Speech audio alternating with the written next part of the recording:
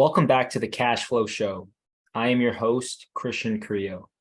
Man, oh man, am I excited for today's interview. You all are going to get so many golden nuggets on go-to-market strategies and overall business development, right? So if you're new to entrepreneurship, if you're looking to explore entrepreneurship, grab your paper, grab your pencil, and get ready to take some notes. Today's guest is a two-time international best-selling author, serial entrepreneur, and strategic advisor. He is a leader in business development and marketing and has helped businesses grow all over North America with his integrated marketing strategy. Please welcome Andy Buyting. Andy, thank you so much for being on the show. I'm actually super pumped to have you here. We really appreciate you being here. I'm excited to be here, Christian. Can't wait to get started. Awesome. Well, why don't you get us started with a little bit more about who you are and how you got to where you are today? Sure. So I grew up in an entrepreneurial family, and I grew up, my dad worked for himself. He was in business with his brother, my uncle. And it was interesting growing up. That's all I knew. And I still remember to this day, I was probably about 10 years old when I realized that I had friends whose dad worked for a company, that a concept was foreign to me. So that's all we knew growing up. And, as a result, I grew up in family business, grew up working at a young age. And then later on, as education was important to my father and to myself.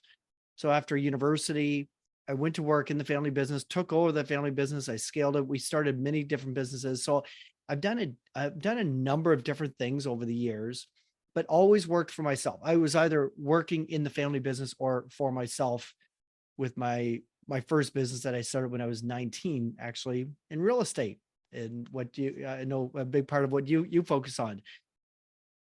So from there, yeah, I kept evolving and kept doing different businesses. And it was around 2012. I was thinking about what else can I, what's the next thing for me? And I had exited my other business, a previous business. And one of the ideas that I had was, I loved marketing and business development. And I thought, we had kind of a unique way about approaching marketing. And I started Tulip Media Group, and it was just a concept that I kind of threw on the wall, and it stuck. And then before you knew it, we were hiring employees and we were growing. And so now my primary, what I focus on mostly is the Tulip Media Group. And, what Tulip Media Group does is it works with client partners all over North America, working to create a go-to-market strategy in both print and in digital.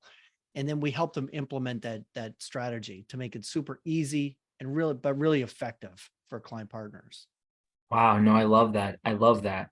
And you and I were kind of cracking jokes about this earlier, right? Where oftentimes a lot of the steps or components that may be needed for business development, for branding, for marketing, oftentimes we kind of neglect them as business owners, right? Maybe they're an afterthought. I'm curious to hear, how did you come up with the concept for Tulip Media, right? Did you just see a big gap in the marketplace that needed to be filled? Well, it actually came from concepts that I had employed in my previous business. I've always been passionate about marketing. It's been one of the parts of business. When I took over the family business, in a period of 2 years, we almost doubled the business, and it was purely done through marketing, through effective marketing. I was this young 22-year-old at the time, 23-year-old, and I employed these different marketing tactics. This was back, I'm going to date myself a little bit. Back in the early 90s, we started a mailing list, and I entered in, handwritten notes into a database that we would pull from, and we started doing newsletters back in the early 90s to our clientele. And that's just one example, but I always found marketing really fascinating, that you can use the creative marketing, creative messaging, and figuring out what is the messaging that's going to move my clientele. that's going to cause them to take an action that I want them to take. And I always found that really fascinating. And I loved marketing. And even as we grew, we scaled our business, we scaled it over 800% in a period of about 10 years. And always controlled marketing. That was my baby. I didn't delegate it because I loved it. When I get out of that business in 2010 and 2011, I was trying to figure out what do I do next? And I basically created Tulip Media Group it was a colleague of mine that said, you're really good with this marketing. You were doing these different ideas and this and this. What if you did that for other companies? And I said, that would be fun business. And I created the business around where my passion laid, where I had skills and, where I thought I could really make a difference. And I built a company based on what my dream company would be if I were able to create one from scratch. And that's where Tulip Media Group was born. Wow, no, I think that's fascinating and definitely I think it's gotten you quite far, right? So definitely kudos to everything you've accomplished so far. So one other topic that I am just fascinated by is just business development strategy, Yeah. right? And this is an area where you are the expert, right? Could you talk to our listeners more about what a business development strategy is, why it's important, and how they should be going about it? Yeah, no, it's a great question, Christian. So as business owners, when we launch a company, all too often you see it all the time that the entrepreneur is in love with their product or in love with their service or in love with whatever it is that they're bringing to market. They truly love it. They built this widget that they're proud of, or, they're the restaurant owner that loves to cook and is passionate about food. And that's great, or whatever the case might be. But until you figure out what is my business development strategy going to be, I would argue that you really don't have a business. What you have is a great hobby, or you have a skill, maybe a natural skill that you're born with that you can do better than anyone else, or you have this product that is better than anything else out there. But until you know how you're going to bring that market, how you're going to bring that product or service to the market, you don't really have a business yet. So that's where business owners and operators really need to, that's something they really need to think about. And at Tulip Media Group, as an example, one of the questions we get asked often is, can you help us with our marketing strategy? Sure, no problem. I first want to understand, what is your business strategy? If they don't have an answer to that, then that's a whole other conversation to have first. But a good marketing strategy starts with a good business strategy. So where do you want to take your business? Now, once we have a clear vision of where you want to take your business in 3 years, now what does that mean for the next year? Now, how are you going to build a marketing and a go-to-market strategy? And it's not just marketing. We call it smarketing because it's combining sales and marketing into one business development process, right? So once we know where you want to take your business and what your business strategy is over the next 3 years, then we really look at and think, okay, what is the unique approach that we're going to take to business development so that you can bring your company from where you are now to where you want to go? And you want to be strategic about that because you really want to, you want it to work. And the way to do that is every time it starts with truly understanding your customer. And everybody says that, but nobody ever goes deep enough.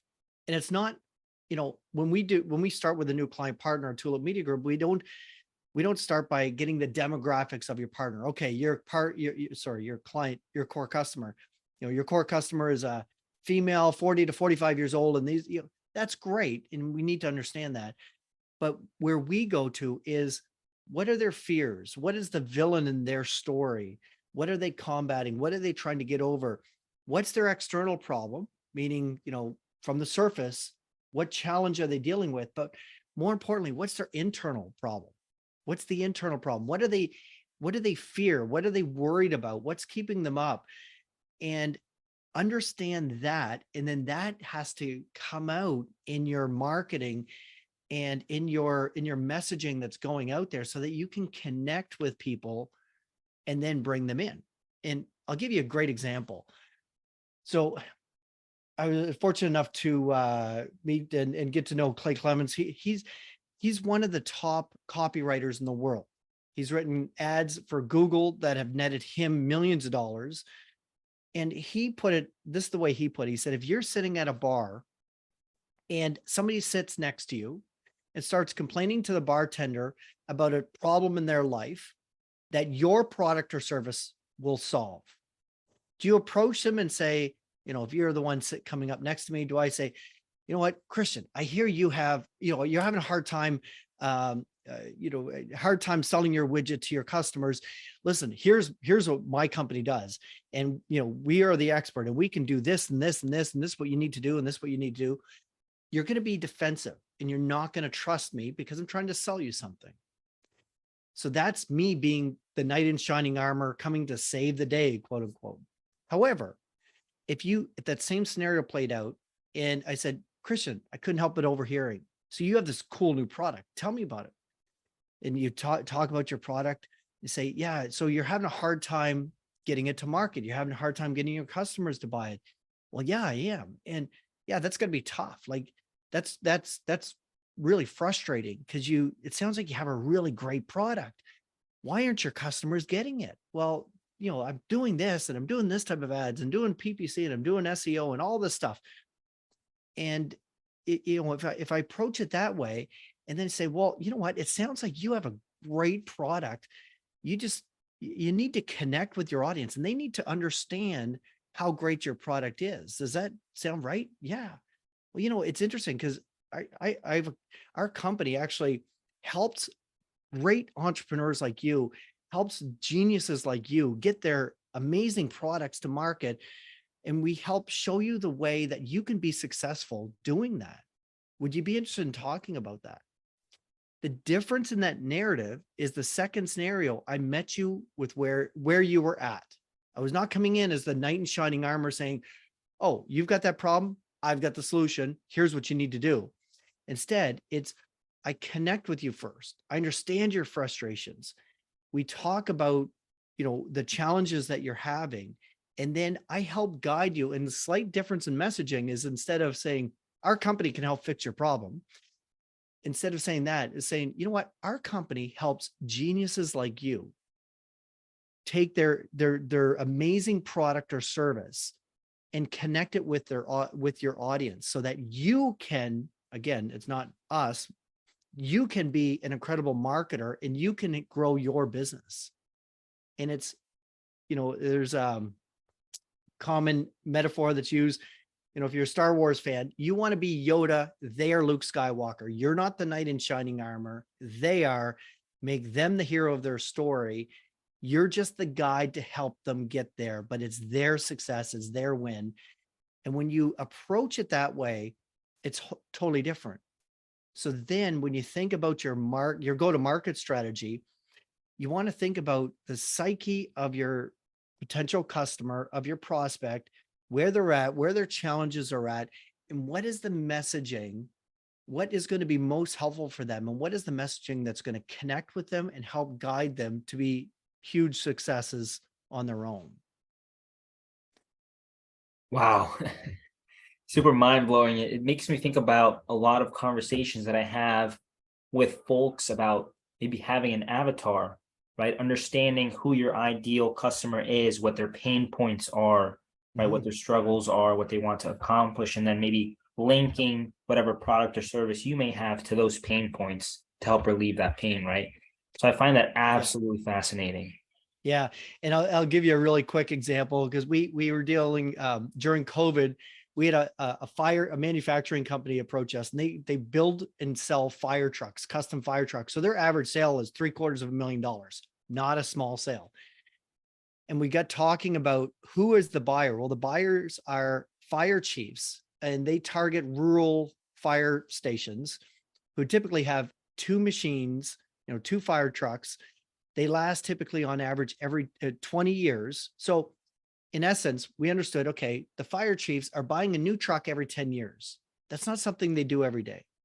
So when we talked about the external problem and the internal problem of the fire chiefs, the external problem is they want to make sure they buy a good fire truck, that they're spending a lot of their community's money. So they want to buy the right fire truck and get the right, get the right purchase for their community. The internal problem, though, is they're scared because they haven't bought a fire truck in 10 years.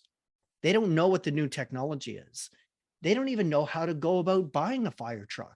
You only do it once every 10 years. You have to reteach yourself the whole process. So we position this manufacturer as on their marketing messaging and on their website, is that your fire chief, you need, and you're looking to upgrade one of your fire engines. Look, here's some white papers, some downloadable PDFs, and we created content around and talked to them about, this is your challenge. This is what you need to do. But, what will be helpful is, learning about the new technology. So we position this manufacturer as an advisor to help them, teach them about the latest technologies. And we even teach them, one of their best marketing campaigns is how to write an RFP, how to write a referral or request for proposal for a fire engine. And if they can become the trusted advisor where they help the client write the RFP, they win that business 50 to 60% of the time. But they're not leading with selling fire trucks. They're leading with, you need to buy a fire truck. We will help educate you so that you can make the right decision for your community. Totally different approach. Yeah. And they went from an eight-month backlog to a 2.5 year backlog. Wow. And it's been incredible success. Wow. No, the reframing is so powerful. Yeah. It's so powerful. I love that. I love that. And it kind of leads me to my next question, which you maybe have touched on a little bit, but it's the 3 pillars of marketing, right? Could you talk a little bit more about what that is? Sure. So with anything, when you're positioning yourself as an authority, as the guide in the mind's eye of your prospect, you want to think about how you get that messaging across. And there are 3 pillars of marketing. You want to utilize digital marketing, you want to utilize print marketing, and we call the third one is interactive marketing. And what we mean by that is you want to develop, so much marketing is done online right now, and we're huge fans of it. At Tulip Media Group, when we set that strategy up, we leverage, we do a lot of research into your competition, into your own website. We develop a keyword strategy so we know whether it's pay per click or some SEO, it's going to work. And then when they land on your website, we make sure that we optimize that website, that landing page, for conversion. So the right people convert and reach out to you, and the wrong people don't. And so you need a good, solid digital marketing go-to-market strategy, but you also need a good, solid print marketing strategy. And why that's important is, and you need consistency and congruency of messaging between the two. The digital will get you the quick hits. You'll get out there in the digital universe, get your name out there. You'll get the quick hits, and it'll help establish you as an authority. But once you capture that audience, whether they are now a client of yours, or maybe they subscribe to your newsletter or magazine, print will give you the credibility that digital just cannot buy. So put it this way, when I could give you all the blogs, or send you blogs, in your inbox. I could send, all the blogs that I want, and you'll establish me at a certain level of credibility. But, as you know, we wrote the book, myself and Jessica Embry, Double Sales with Zero Salespeople. When I hand you a copy of a book or a magazine, or, come back to our manufacturing client partner again, they've gotten business from their printed newsletter that we create for them. And when you're handed something that's physical and tangible, then all of a sudden the credibility factor goes through the roof. So you need digital for the quick hits, the traffic, conversions. You need the print for the longevity and credibility.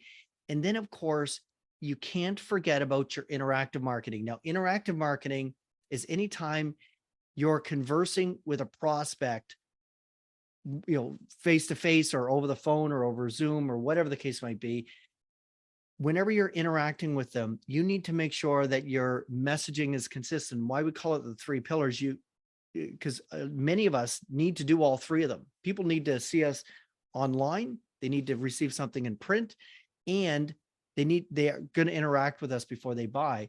So you need to make sure your messaging is congruent, that when you're talking to them online is a similar messaging than in print, and when you're face to face, because you can gain a lot of credibility by doing that, but you can lose it if you don't do it. And picture, I'm sure we've all had that experience where you see some messaging or marketing online, you receive something in print, and then you go in to talk to the person in the showroom. If you're buying a car, for instance, and their messaging is completely different than what you just read, you lost all credibility in that company. So make sure the messaging is consistent. There are three legs, there are three pillars to that marketing messaging, and it needs to be consistent, congruent, and speak to your target audience. And at Tulip Media, that's what we focus on with our client partners. Wow, Andy, I love that. So many golden nuggets there. And I know we're nearing the end of our interview here. Yeah.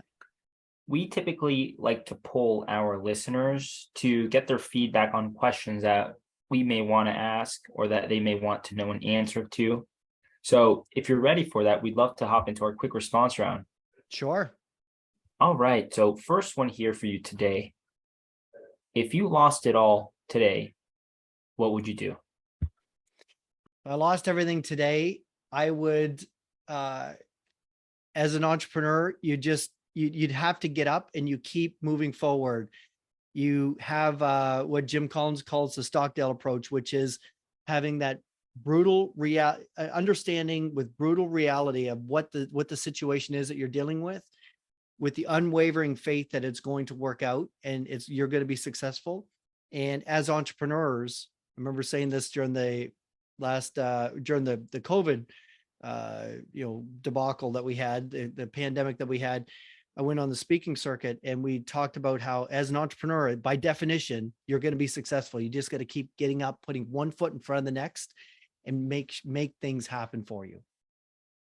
I love that. I love that. My one of my partners and I always say consistency is the luck that you're looking for. That's right. So I 100%. absolutely love that. Absolutely love that. If you could give our listeners one piece of advice today, what would it be?